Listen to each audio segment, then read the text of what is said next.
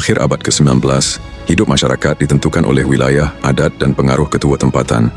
Kuasa datang daripada sokongan masyarakat dan kawalan kawasan. Sungai, laluan darat dan pedalaman menjadi asas kehidupan dan pengaruh. Dalam zaman peralihan ini muncul seorang pemimpin tempatan yang kemudiannya dikenali sebagai Mat Saleh. Namanya mula disebut dalam catatan kolonial British. Nama sebenar Mat Saleh tidak direkodkan secara jelas. Mat Saleh mempunyai pengaruh di utara dan pedalaman Sabah. Kawasannya merangkumi Inanam, Sugut, Labuk, dan kawasan pedalaman Tambunan. Kuasa Mat Saleh bukan daripada jawatan rasmi. Ia datang daripada jaringan pengikut, penguasaan wilayah, dan sokongan masyarakat setempat. Pada tahun 1880-an dan 1890-an, British North Borneo Company mula mengukuhkan pentadbiran di Sabah. BNBC ialah syarikat berpiagam, bukan kerajaan British secara langsung.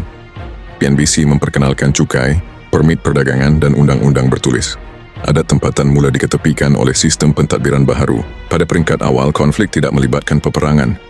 Ia bermula sebagai pertikaian kuasa, pengaruh dan hak mentadbir wilayah. Mat Saleh menolak campur tangan pentadbiran BNBC. BNBC mula melihatnya sebagai tokoh yang sukar dikawal. Label pengacau dan lanun mula digunakan dalam laporan kolonial. Menjelang tahun 1897, konflik berubah bentuk.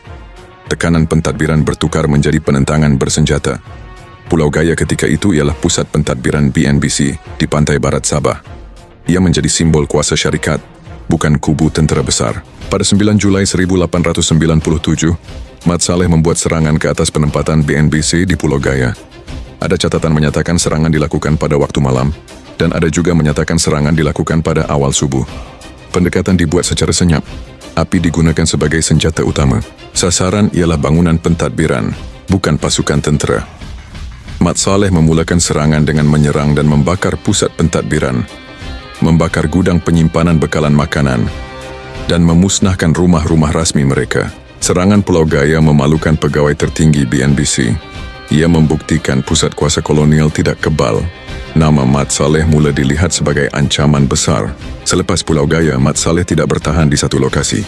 Beliau berpindah dari satu kawasan ke kawasan lain bagi mengelakkan kepungan.